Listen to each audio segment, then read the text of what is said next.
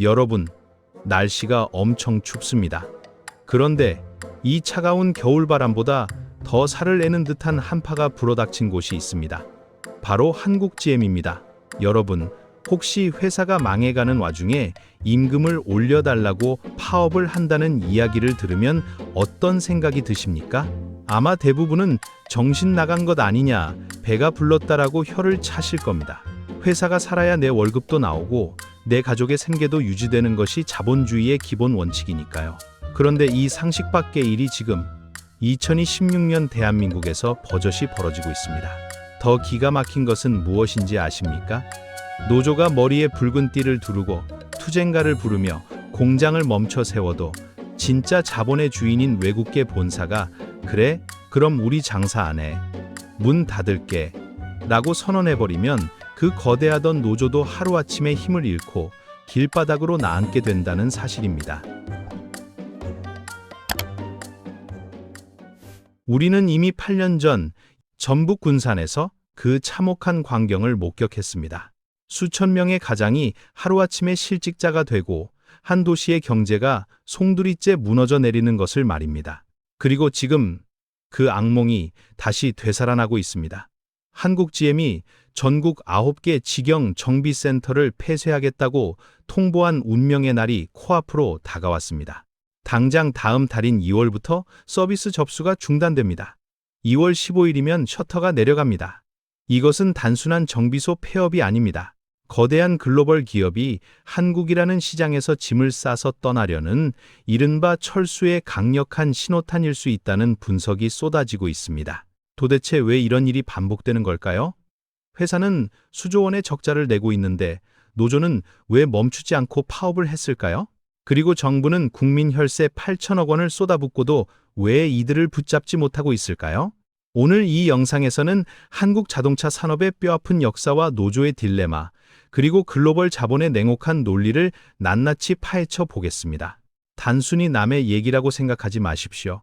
이것은 우리 경제의 이야기이자 어쩌면 나와 내 자식의 일자리가 걸린 문제입니다.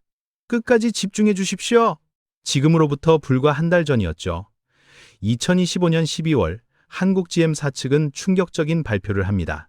서울, 부산, 인천, 광주, 원주, 전주, 대전, 창원 등 전국 주요 도시에 있는 9개의 직영 서비스 센터를 모두 없애겠다는 통보였습니다. 여러분, 자동차 회사에게 직영 서비스 센터가 어떤 의미인지 아십니까? 단순히 고장난 차를 고쳐주는 곳이 아닙니다. 우리가 만든 차는 끝까지 책임지겠다라는 소비자와의 약속이자 신뢰의 상징입니다. 그런데 이걸 없앤다는 건 무슨 뜻일까요? 네, 맞습니다. 이제 한국에서 차를 많이 팔 생각도 없고 굳이 우리가 직접 책임질 이유도 못 느끼겠다라는 뜻으로 해석될 수밖에 없습니다. 이제 곧 이곳들의 접수가 중단됩니다. 현장의 분위기는 그야말로 초상집입니다. 이곳에서 일하던 정비 직원들은 하루아침에 자신의 일터가 사라질 위기에 처했습니다.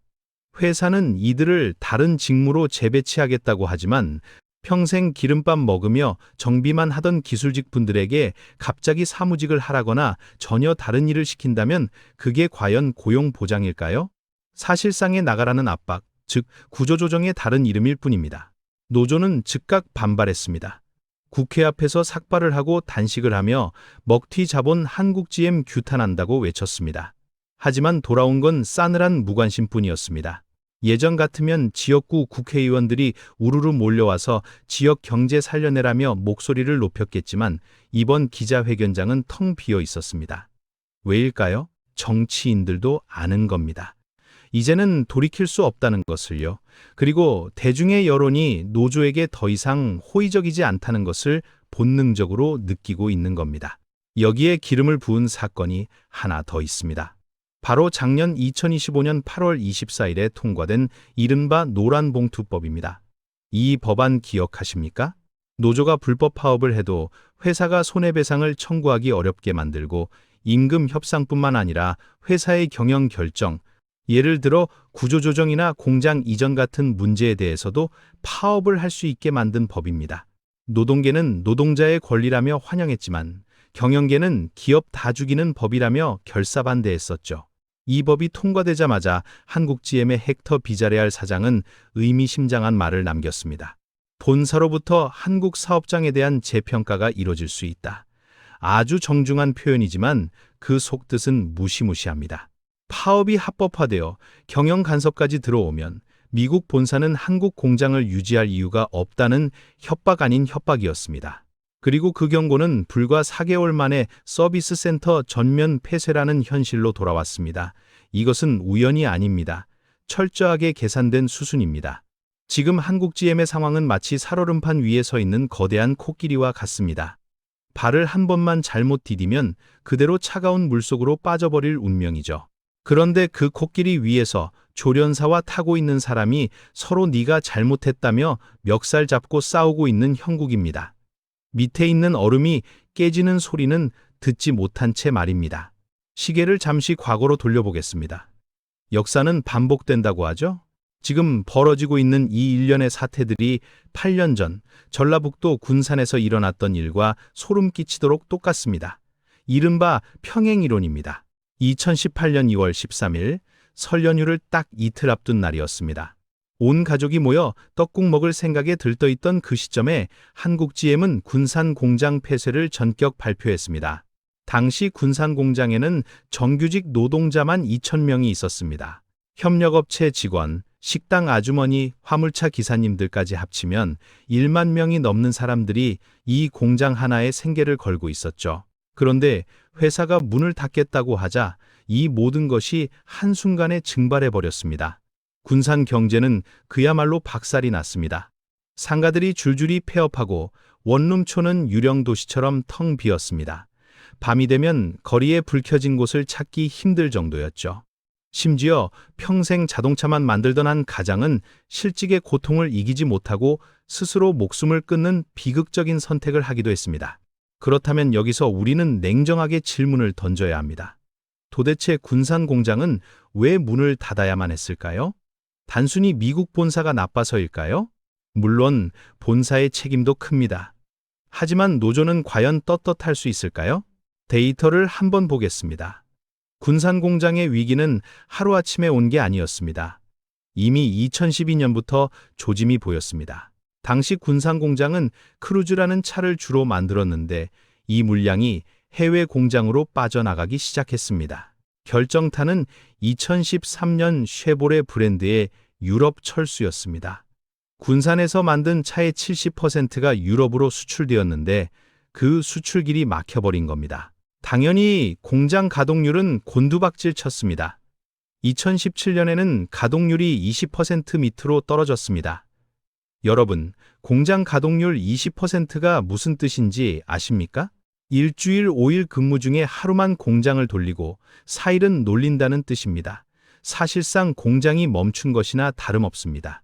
상식적으로 이런 상황이라면 노조는 어떻게 해야 할까요? 일감이 없으니 큰일 났다. 임금을 동결하더라도 일감을 따와야 한다. 생산성을 높여서 본사를 설득하자. 이렇게 나와야 정상 아닐까요? 그런데 당시 군산공장 노조는 정반대의 길을 선택했습니다. 공장이 멈춰서기 직전까지도 임금 올려달라, 복지 늘려달라며 파업을 강행했습니다. 심지어 2018년 폐쇄 발표 직전까지도 투쟁 조끼를 벗지 않았습니다. GM 본사 경영진의 입장에서 한번 생각해 봅시다.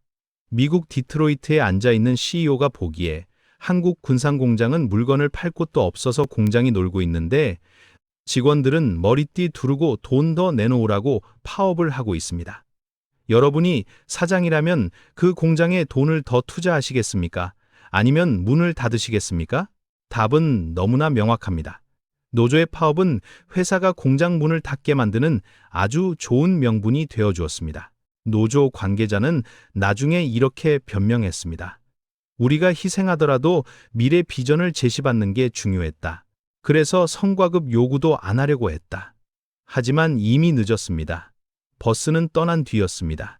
타이밍을 놓친 양보는 아무런 의미가 없습니다. 결국 회사가 망하면 가장 먼저 피해를 보는 것은 경영진이 아니라 현장의 노동자들입니다. 경영진은 다른 계열사로 가거나 스톡옵션 챙겨서 떠나면 그만이지만 기술직 노동자들은 당장 다음 달 카드값을 걱정해야 하는 처지로 내몰리게 됩니다. 이게 바로 군산이 우리에게 남긴 피눈물 나는 교훈입니다. 그런데 지금 부평과 창원에서 그 유령이 다시 깨어나고 있는 것입니다. 이번 사태를 더 깊이 이해하려면 한국GM의 아주 기형적인 구조를 들여다봐야 합니다. 많은 분들이 한국GM은 하나의 회사 아닌가? 라고 생각하시지만 실상은 그렇지 않습니다. 회사가 아주 교묘하게 쪼개져 있거든요. 2019년 한국GM은 회사를 둘로 나누는 소위 법인 분리를 단행했습니다. 자동차를 생산하는 공장과 자동차를 디자인하고 설계하는 연구개발 법인으로 나눈 것입니다. 당시 노조와 지역사회는 이거 나중에 생산 공장만 폐쇄하고 기술만 빼가려는 꼼수 아니냐며 격렬하게 반대했습니다. 하지만 회사는 업무 효율화를 위한 것이라며 강행했죠. 그리고 2024년 우려했던 일이 현실로 드러났습니다. 생산법인인 한국GM은 수년째 적자에 허덕이고 있습니다. 반면 연구개발법인인 GMTCK는 흑자를 내고 있습니다. 본사가 연구개발 용역비를 꼬박꼬박 지급하기 때문이죠. 여기서 문제가 발생합니다. GMTCK 노조, 즉 연구직 사무직 노조원 3천여 명은 회사가 흑자인데 왜 임금을 안 올려주냐며 파업을 예고했습니다. 반면 사측은 너희는 이제 법인이 다르다. 한국GM이 적자니까 너희도 고통을 분담해야 한다. 라며 말을 바꿨습니다. 노조 입장에서는 억울할 만합니다. 필요할 때는 우리는 하나다라고 하더니 돈 줄 때는 우리는 남남이다라고 하니까요. 그래서 작년 2025년 8월 GMTCK 노조는 미국 대사관 앞과 미국 상공회의소 앞에서 1인 시위를 하며 파업을 강행했습니다. 1년 넘게 임금 협상이 타결되지 않았기 때문입니다. 하지만 여기서 우리는 냉정한 현실을 직시해야 합니다. GM 본사의 큰 그림입니다. 그들은 왜 회사를 쪼갰을까요? 바로 리스크 관리 때문입니다. 한국의 강성 노조가 생산 라인을 멈춰 세워도 신차를 개발하는 연구 기능은 멈추지 않게 하려는 것입니다. 즉, 한국을 자동차를 만들어 파는 종합기업이 아니라 본사가 시키는 대로 도면, 그리고 시키는 대로 조립만 하는 하청 기지로 전락시킨 것입니다. 이 구조 속에서 노조가 파업을 하면 할수록 본사는 한국 생산 기지의 매력도를 낮게 평가하게 됩니다. 한국은 시끄럽고 인건비도 비싸고 말도 안 듣는다. 그냥 연구 인력만 남기고 공장은 인도나 멕시코로 옮기자. 이런 시나리오가 책상 위에서 검토되고 있을지 모릅니다. 실제로 GM은 전 세계에서 이런 방식으로 구조조정을 해왔습니다. 중요한 것은 지금 노조가 벌이는 싸움이 자칫하면 빈대 잡으려다 초가삼간 태우는 격이 될 수 있다는 점입니다. 임금 몇 % 더 올리려다가 회사 자체가 공중분해될 수 있는 위기 상황. 이것이 현재 한국GM이 처한 딜레마의 핵심입니다. 이 모든 비극의 씨앗은 사실 20여 년 전 1997년 외환위기 시절로 거슬러 올라갑니다. 50대 이상 시니어, 여러분들은 기억하실 겁니다. 대우자동차를요.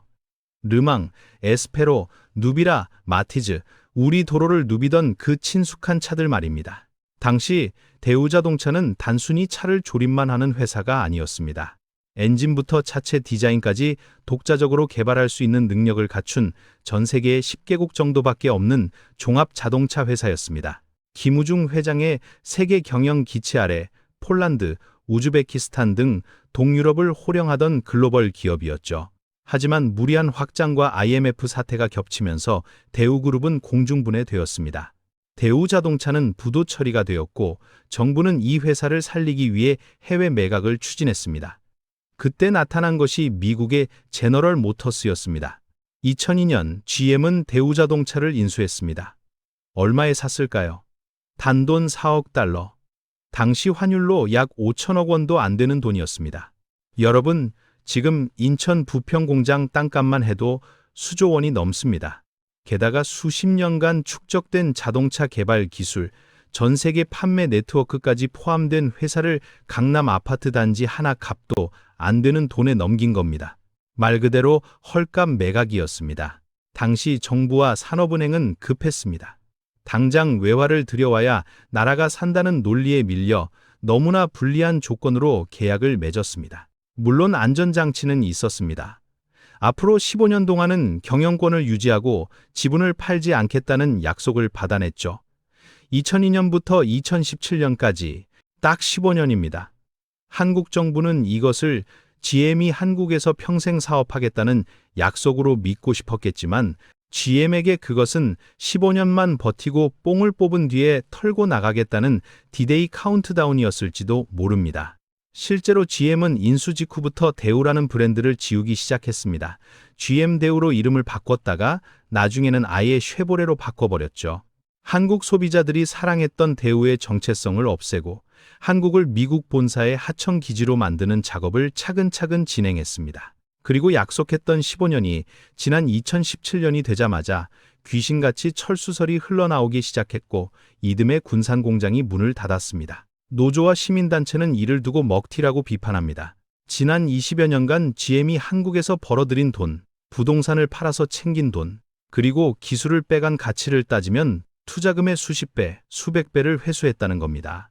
실제로 최근 5년간 한국 GM은 부평공장 유휴부지, 물류센터 등을 팔아서 4,500억 원이 넘는 현금을 챙겼습니다. 그러면서도 늘 적자다, 어렵다, 한국 정부가 도와달라고 손을 벌립니다.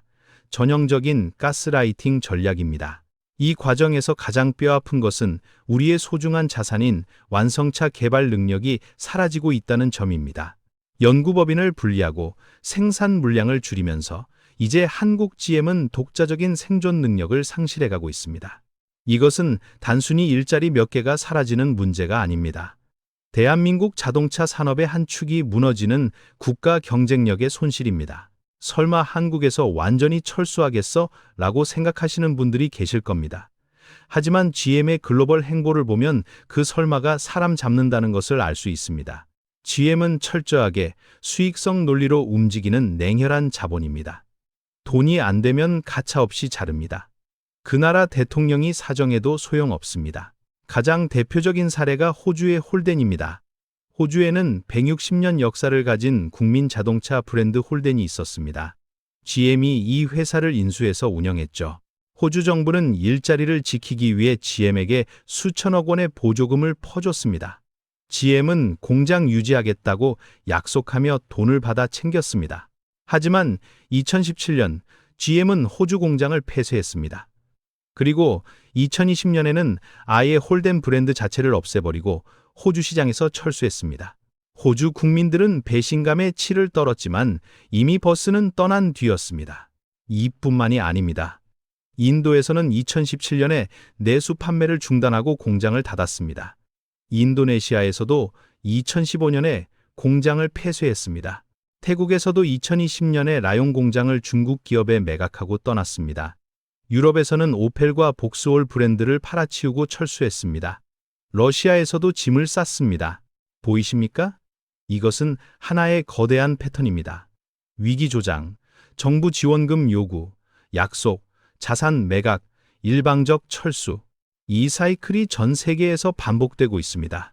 그리고 지금 그 사이클의 화살표가 정확하게 대한민국을 가리키고 있습니다. 한국 GM도 이 수순을 그대로 밟고 있습니다.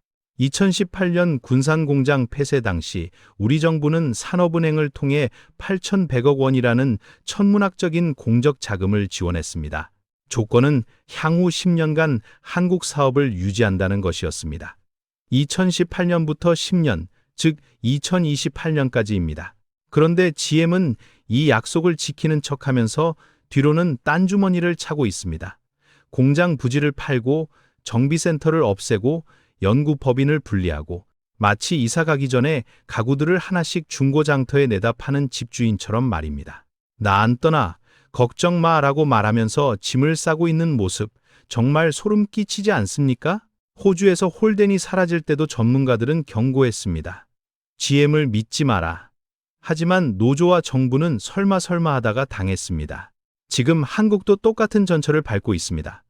김현철 군산대 교수는 2018년 당시 이렇게 예언했습니다. 이번에 돈 지원해주면 다음에는 부평공장, 그 다음엔 창원공장을 볼모로 또 돈을 요구할 것이다. 그 예언이 지금 2026년에 무서울 정도로 정확하게 맞아떨어지고 있는 것입니다.